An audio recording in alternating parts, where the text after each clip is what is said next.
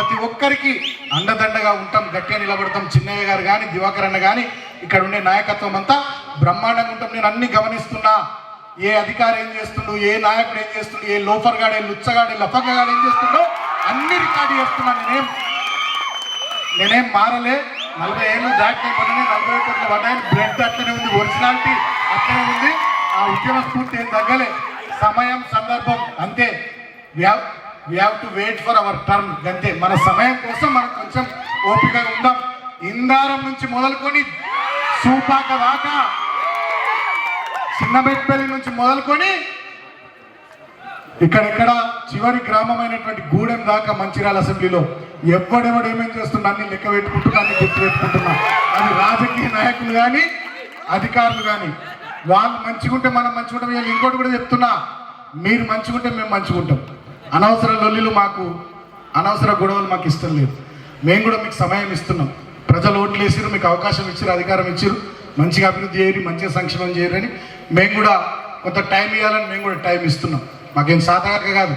ధర్నాలు చేసుడు మేము చేస్తే మీరు తట్టుకోలేరు. రాస్తా రోకలు, రైలు రోకలు మేము చేస్తే మీరు తట్టుకోలేరు.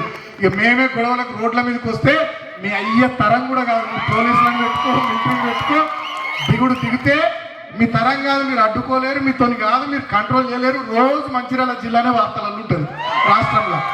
కానీ అది కూడా చెప్తా ఉన్నా రికార్డ్, అది మాకు ఇష్టం లేదు. అది కూడా చెప్తున్నా, అది మాకు ఇష్టం లేదు. ఆ పరిస్థితులు జిల్లాలో వద్దు.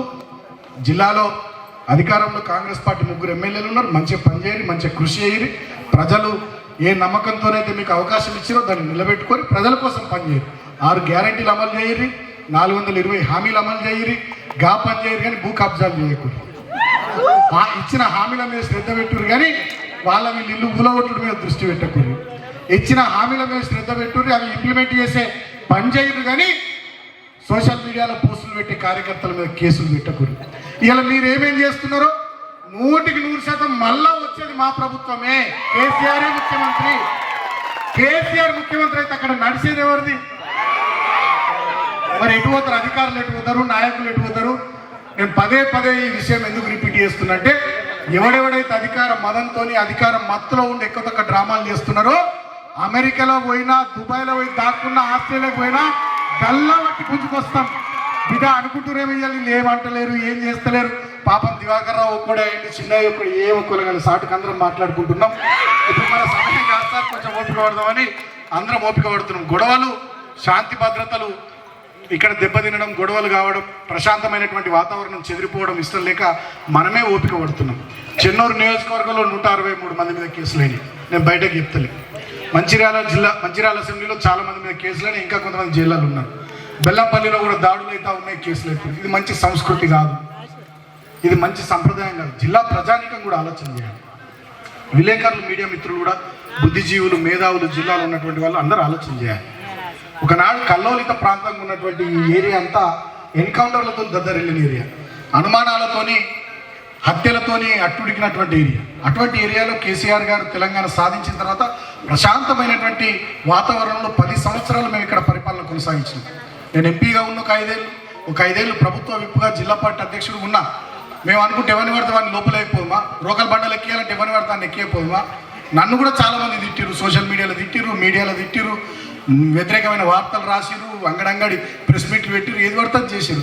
సహజం, ఇది కామన్. ప్రజాస్వామ్యంలో, ప్రజా జీవితంలో, ఈ ప్రజారంగంలో ఉన్నప్పుడు విమర్శలు సహజం. దాంట్లో ఏదైనా మనకు మంచిది కనుక చెడుది ఉంటే తీసుకోవాలి, చెడ్డది ఉంటే గిట్ల ఇడిసబెట్టాలి. మన పని మనం ప్రజల కోసం చేసుకుంటూ పోవాలని ఆలోచన చేసినాం తప్ప, అభివృద్ధి మీద దృష్టి పెట్టినాం తప్ప, నిర్మాణాత్మకమైనటువంటి పనుల మీద శ్రద్ధ పెట్టినాం తప్ప, పనిలో మేము పోటీ పడ్డాం తప్ప, కేసులు పెట్టేయడంలో ఎమ్మెల్యేల వానాడు మేము పోటీ వల్లే, వాని తొక్కేయడంలో, కొట్టేయడంలో మేము పోటీ వల్లే. కాబట్టి వాళ్ళ నేను జిల్లా అధికారులను కోరుతా ఉన్నా, ఈ వేదిక నుంచి, ఇక్కడ ఈ జిల్లాలో ఉన్న నాయకుల్ని కూడా కోరుతా ఉన్నా, ప్రశాంతత చెదరగొట్టకండి. అధికారం ఏమైనా అయ్యే కూడా శాశ్వతం కాదు. ఈ భూమి మీద అధికారం ఇవ్వని కూడా శాశ్వతం కాదు. అది మారుతుంటుంది, సందర్భానుసారంగా వస్తుంటుంది. కానీ ప్రజా జీవితంలో ఉన్నటువంటి మనము కాసింత సంయమనంతో, ఓపికతో, లౌక్యంగా వ్యవహరించాల్సినటువంటి అవసరం ఉందని చెప్పి జిల్లా పార్టీ అధ్యక్షుడిగా నేను విజ్ఞప్తి చేస్తే, నేను హెచ్చరిస్తున్నా. సంవత్సరం అవుతుంది. డిసెంబర్ 7 వస్తే కాంగ్రెస్ ప్రభుత్వము అధికారంలోకి వచ్చి సంవత్సరం అవుతుంది. ఆయనతో ఏదో ఒకనాడు తిక్క ఉడితే నేను జైలు ద్వారా కార్యక్రమానికి పిలిపిస్తా, వచ్చి మేమే పోలీస్ స్టేషన్ల ముందర కూర్చుంటాం. కాబట్టి అంత దూరం జిల్లాల పరిస్థితులు తీసుకురానియద్దని చెప్పి నేను జిల్లా అధికార యంత్రాంగాన్ని కూడా కోరుతా ఉన్నా.